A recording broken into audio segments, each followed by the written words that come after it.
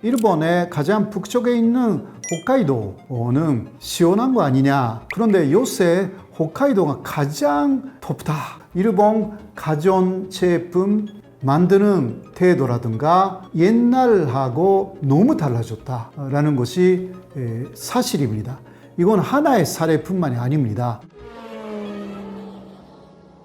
여러분 안녕하십니까? 세종대학교의 호사카 유지 교수입니다. 오늘도 세상연구소와 함께 일본의 문화, 사회적인 문제에 대해서 말씀드리고자 합니다. 감사합니다.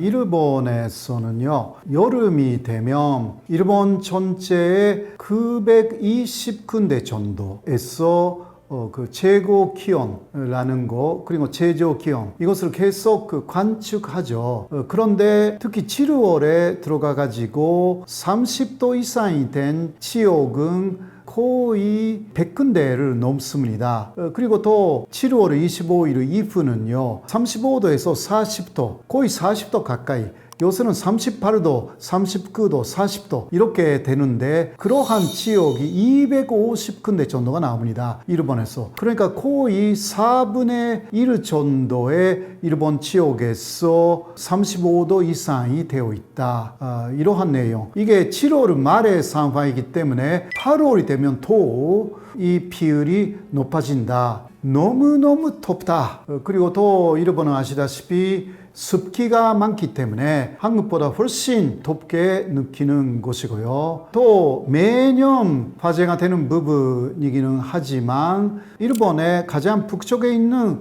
홋카이도는 시원한 거 아니냐라고 해서 한국 분들도 여름 때에 홋카이도에 가를 그러한 분들이 많지 않습니까? 그런데 요새 홋카이도가 가장 덥다라는 것이 일본의 굉장히 이상한 현상인 것입니다. 이게 그 최근의 뉴스인데요. 7월 23일입니다. 일본 홋카이도가 굉장히 더운 지역이 돼가지고 홋카이도 전체에서 54명이 열사병으로 병원에 실려갔습니다. 이런 것은 진짜 흔히 있는 일이 아닙니다. 그리고 또 그중 여성 한 사람이 열사병으로 사망하게 되었습니다. 이게 홋카이도의 일입니다. 그래서 그만큼 일본 열도 전체가 너무너무 덥고 풀지옥 속에 들어가 있다. 이런 이야기까지 나올 정도가 올해의 여름인 것입니다. 평균적으로 보면 역시 홋카이도는 시원한 곳이다 라고 할 수가 있지만 그러나 이상 기온 현상이 즉 요새는 나타나 있는 거죠. 이게 언제까지 이어질지는 조금 지켜봐야 하는데 평균적으로 보면 홋카이도보다 더운 데는 물론 일본의 남쪽에 더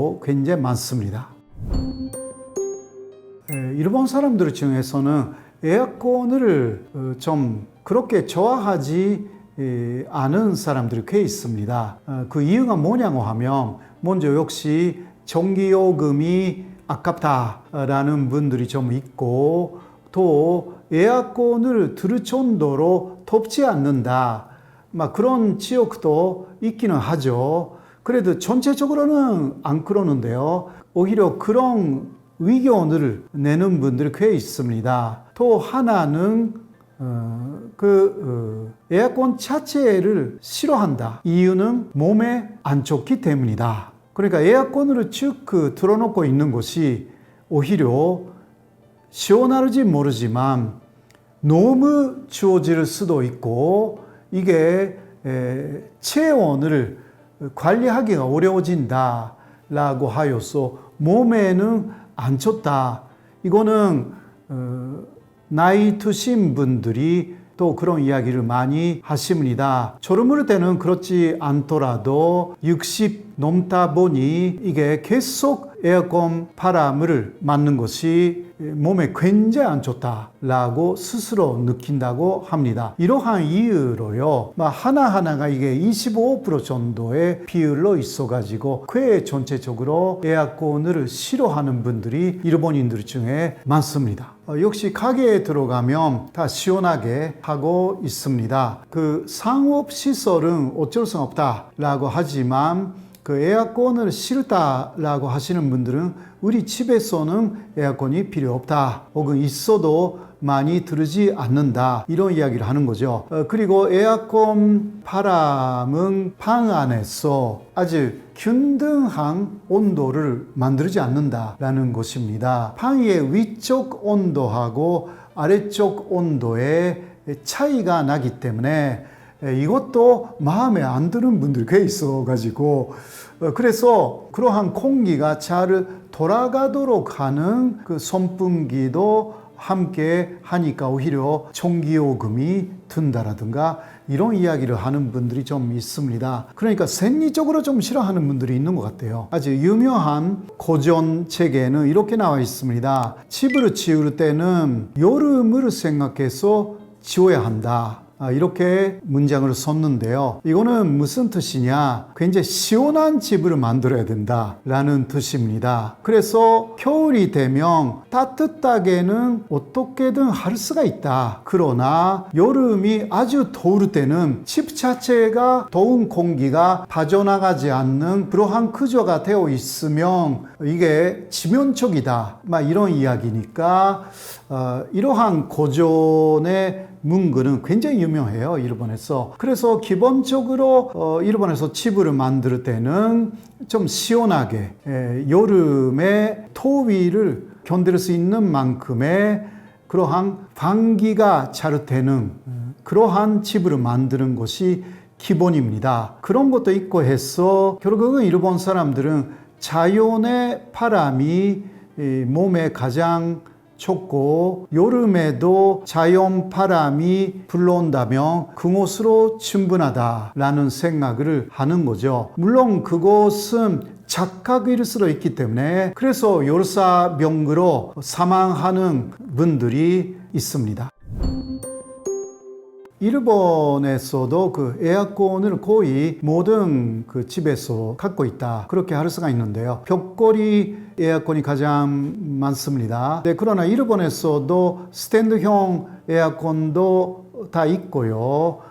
잔문형 에어컨도 있기는 합니다. 그런데 한국하고 조금 다른 부분은 비용 부분인데 그러나 실제 에어컨 가격은 그렇게 차이는 없습니다. 좀 비교해 봤는데 큰 차이가 없습니다. 그런데 차이가 있는 부분은 설치 비용인데요. 한국은 하나 에어컨을 사면 설치 비용까지 다 포함되어 있는 가격이잖아요. 기본적으로. 근데 일본은 설치 비용이 따로 있는 것입니다. 이 부분에서 이게 왜 설치 비용이 이렇게 더 비싸게 드느냐라고 그 의문을 갖게 되는 거죠.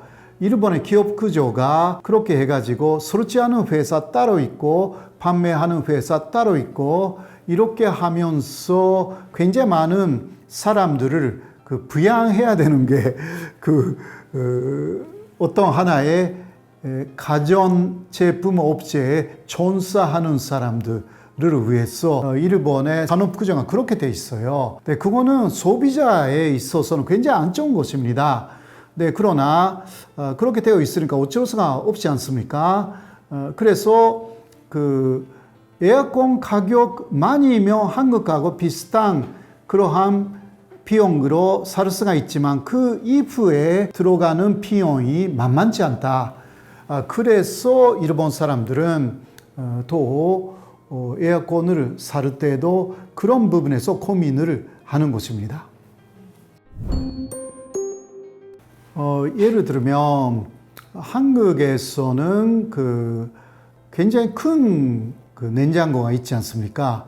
많은 가정에서는 그 정도의 냉장고 많이 갖고 있거든요. 2m 정도 곳을 두 개 합쳐가지고 이게 보통 하나로 보고, 근데 이것이 180만 원, 200만 원 정도예요. 한국의 원으로 말하면 그 괜찮은 냉장고이거든요. 물론 조그만 곳이라든가 있기는 해요. 그러나 하나의 가정용으로 하면 일본은 그게 너무 비싸요. 그 정도의 냉장고 사려고 하면 일본에서 2배 이상의 가격입니다. 이거는 왜 그런지는 잘 모르겠습니다. 삼성이라든가 LG라든가 일본에도 진출을 해 있지 않습니까? 그러니까 삼성이나 LG의 가격은 그렇게 비싸지 않을 텐데요.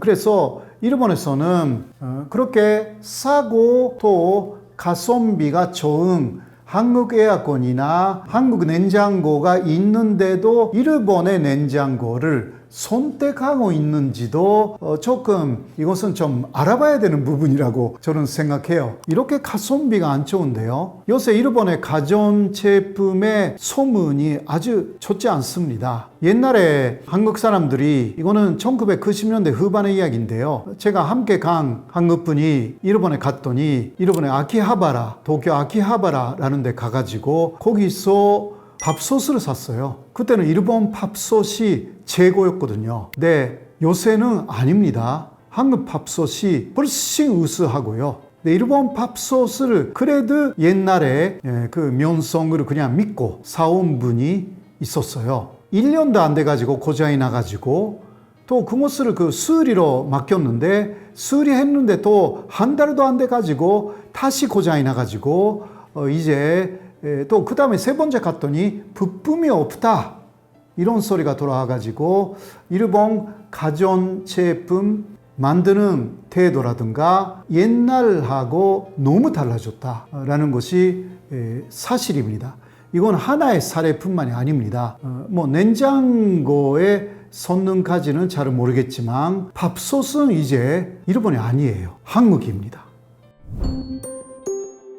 일본의 그 가전 제품의 왕국이었죠. 사실 80년대, 90년대는요. 그런데 그 이후 30년간의 잃어버린 30년으로 사실 가전 제품뿐만이 아닙니다. 일본의 산업 구조가 망가진 곳입니다. 이거는 바블이 붕괴된 이후에 또 그 다음은 리만 쇼크 와가지고 그때는 어마어마한 또 마이너스였어요. 굉장한 손실을 낸 거죠, 일본이. 그때 한국보다 훨씬 특히 리만 쇼크에서는 손실을 냈습니다. 그래서 일본 기업들은 결심합니다. 앞으로도 이러한 리만 쇼크 같은 것이 다시 올 수도 있기 때문에 이제 돈을 모으자라고 하여서 개인이 저축을 하듯이 계속 그 회사 내에 돈을 쌓아놨어요. 대신 격신해야 되는 개발비를 엄청나게 줄였습니다. 그리고 인건비도 줄였어요. 그러니까 월급을 올리지 않고 또 싸게 들어오는 중국 제품을 이기기 위해서 싸게 모든 것을 내놓기 위해서 다른 것을 희생시켜 가지고 결국은 월급을 올리지 않고 또 개발비를 많이 투자하지 않고 교육비도 많이 쓰지 않고 이런 것을 갖다가 싸게 좋은 제품을 만들자라고 해왔는데 그러한 왜곡된 기업 구조가 지금 나타나 있는 것입니다. IT화에도 실패했고요. 그러니까 30년간의 일본의 산업 구조가 너무 바뀌어버린 것입니다. 잃어버린 30년은 경제적인 부분뿐만이 아니라 산업적인 전반적인 부분에서 일본을 망가뜨렸습니다. 지금은 더 엔정화돼 가지고 많은 수입품들이 굉장히 고가로 들어오니까 이거 견디기 어려운 거예요, 일본이. 그래서 뭐 아주 가까운 사례로 말씀드리면 일본의 과자 있잖아요. 몬쉘 같은 과자 일본에 많습니다. 그런데 그 가격은 비슷해요. 가격을 올리지 않았기 때문에 이게 중국을 이기기 위해서 그렇게 했으니까. 그런데 달라진 점이 있어요. 뭐냐? 예를 들면 몬쉘이라고 하면 그 과자가 2,000도의 크기였던 게 요새는 2,000도로 줄어들어 버렸어요. 굉장히 여러 가지 면에서 문제가 있는 것입니다. 일본의 앞으로의 경제적인 또 산업적인 부활을 원하고 싶은데 가능할지 좀 걱정이 많습니다. 일본 사람들은 일본 브랜드에 대한 충성심이 상당히 강한 편입니다. 이것은 아무래도 45년 이전에 먼저 만들어줬습니다. 전쟁을 지나면서 모든 것이 일본을 위해서, 일본이 이기기 위해서 모든 것을 투입한다. 그때 저축 문화도 생겼고요. 그러니까 저축을 함으로 인해서 그 돈이 많아지면 전쟁 자금으로 투입되었습니다. 그래서 일본 정부는 저축을 엄청나게 잔여했고 그 문화가 현재까지도 이어지고 있어가지고요. 일본 사람들은 한국 사람이나 미국 사람하고 비교하면 투자를 많이 안 합니다. 지금도 여유 돈이 있으면 그중 54%는 저축하는 것입니다. 미국 사람은 15%밖에 안 하고요. 유럽 사람이라고 해도 35%밖에 안 하는데 일본 사람들은 50% 이상 저축합니다. 그거는 45년 이전에 만들어진 내용이 현재까지 오고 있습니다. 그러한 기업에 대한 충성심도 비슷한 부분이 있습니다. 왜냐하면 일본은 이겨야 되니까. 이런 부분이죠. 이기기 위해서는 일본 것을 써야 되죠. 아무리 뭔가 문제가 있다 하더라도 일단 믿고 그리고 믿고 사용하면 일본 기업은 배신하지 않는다. 현재까지는 그랬거든요. 요새 많이 배신하고 있는 것 같은데. 네, 그러나 그러한 개념, 만들어진 개념이 그렇게 쉽게 깨지지 않는 것입니다. 토요타 같은 지금도 신뢰성이 높은 기업들이 아직 일본에 몇 개 있어요. 그러니까 그러한 기업들이 지금도 일본 브랜드에 대한 일본인의 충성심을 그대로 유지시켜주고 있다라고 할 수가 있습니다. 일본 사람들은 그 일본 브랜드에 대한 충성심이 상당히 강한 편이다 이렇게 이야기할 수가 있는데요. 이거는 역시 외국 제품을 사는 것보다는 일본 제품을 사자 이러한 생각을 갖는 일본인들이 굉장히 많습니다. 그렇게 돼야만이 일본 기업도 성장하고 결과적으로 일본을 위해서 자신을 위해서도 좋은 것이다 라는 생각이 있습니다. 그리고 또 하나 일본 기업은 신뢰할 수 있다라는 부분이죠. 그래서 자신이 열심히 일을 하고 있는 거하고 똑같이 자신이 믿고 있는 일본 회사들은 또 열심히 일을 하고 좋은 제품을 만들려고 노력을 하고 있다. 거기에 대한 신뢰감이 아직 일본에서 굉장히 크다라고 할 수가 있기 때문에 되도록이면 외국 것을 사지 않고 일본 것이 아주 낙후된 것도 아니고 또 내용만 보면 굉장히 우수하기 때문에 또 저렴하고 그래서 산다 일본 것을 그렇게 되어 있습니다. 외국 브랜드들이 들어오기는 하지만요. 그래도 이것도 그 무역의 수요가 어느 정도 있는가라는 거잖아요. 일본 안에 필요로 하는 사람들이 없는데 많이 수입해봤자 이거 수입업체가 손해를 보잖아요. 그렇기 때문에 역시 어느 정도 수요가 있는가라는 것을 볼 때 외국 브랜드에 대한 수요가 많이 없다. 그러한 결과가 나타나는 경우가 많다라는 거죠. 그래서 한국에서 굉장히 그 고생하고 있는 것은 예를 들면 그 삼성의 갤럭시 같은 것은 굉장히 성공한 사례예요. 일본 안에서. 왜냐하면 먼저 일본에서는 삼성이라고 하면 한국 것이라고 몰랐거든요. 처음은 일본 회사라고 알고 있었습니다. 그리고 또 이름도 갤럭시니까 이거는 굉장히 그 뭐라고 할까 국적이 어딘지 모른다 이거죠. 그래서 성공한 사례라고 할 수가 있고요. 그러나 요새 상당히 고생하고 있는 것은 현대차죠. 현대차도 뭐 최근에는 많이 팔린다라고 하기는 하지만 EV차는 정말 안 팔리고 있어가지고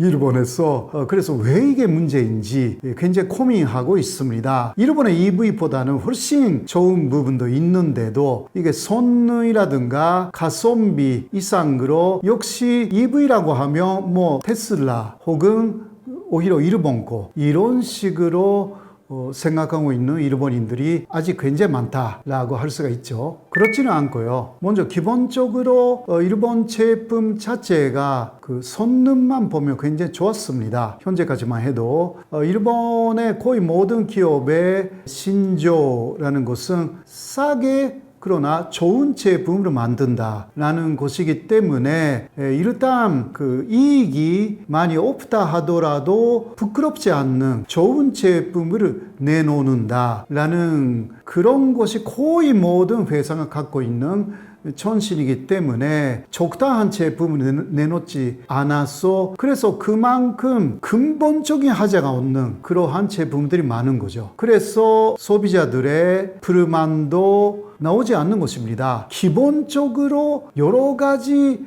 자잘한 것까지 생각하면서 만들어져 있지 않습니까? 일본 차를 다 보면 한국 차에 없는 기능들이 너무 많다. 오히려 필요 없는 것이 너무 많다. 이런 이야기를 하는데 그만큼 필요 없는 정도로 다 만족할 수 있게 여러 기능들이 더 고급스럽게 만들어져 있다. 그 자동차뿐만이 아니라 모든 제품이 그런 경향이 있기 때문에 불만을 가지려고 해도 오히려 만족해버린다라는 것이 일본의 기본적인 모든 제품의 성격이었다. 현재까지는. 앞으로는 몰라요. 앞으로는 일본도 굉장히 여러 가지 문제가 있기 때문에 현재까지는 그랬기 때문에 또 그런 식으로 믿고 있는 일본인들이 뭔가 문제가 좀 생겼다 하더라도 그거는 예외적인 경우다 라고 생각하는 거죠. 그래서 뭔가 이게 근본적으로 문제가 있다 라고 목소리를 많이 내지 않는다 라는 것입니다.